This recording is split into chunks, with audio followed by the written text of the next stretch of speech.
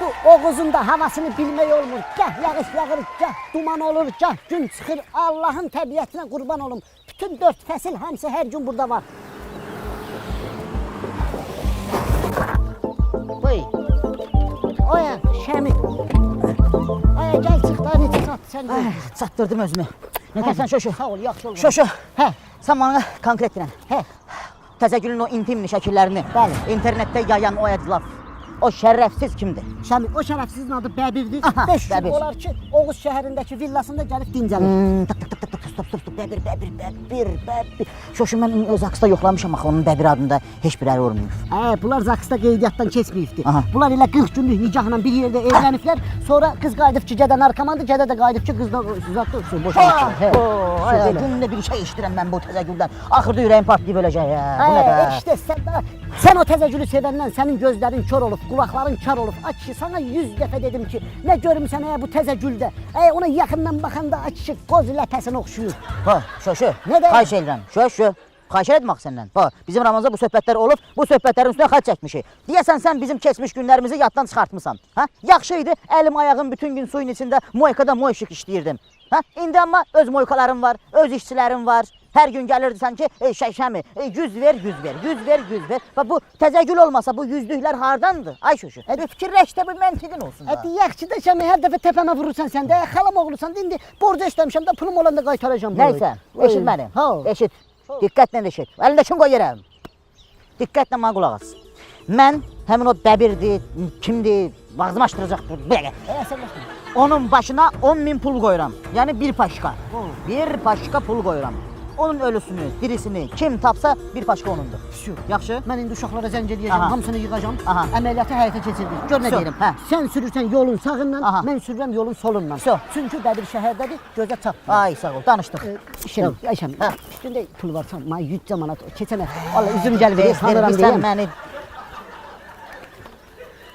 Hala, 28 manat. Qaytaracam. Tamam.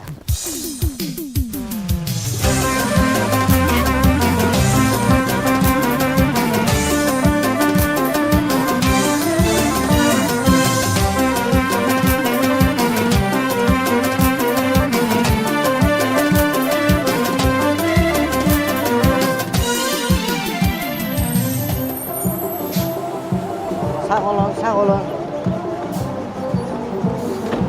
Sağ olun. Sağ olun, sağ olun. Beh. Of. Deyirəm ay qılman, ay uzman yetimçəm, ölmədin sən bu günü də gördün. Sən o boyda dəmir yolun texnikumunu qutarmaqla sən indi həkim kimi vızva çağırırlar. İndi hələlik bitər indi yetimin olanından. Bu Gürcistanın Qardaboyni şəhərindən gəlirəm, Vızıvdan.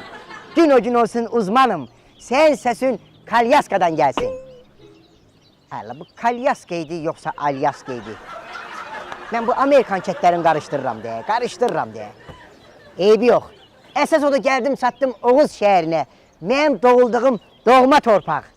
Deyir, öpərəm əllərindən, öpərəm gözlərindən. Ay Oğuz, qurban olam mən sən. Öpərəm əllə. Bir damcı səsməyə imkan. Bir də. Buyur. Bəli. Səğavət Məmmədov. Bəli, oxuyublar. Mahnının peçatını qoyublar. Adamın imkanı olan mağafra kimi qulaq asın. Buyur. Bir də bunu asmağı öyrənsiydim. Alo.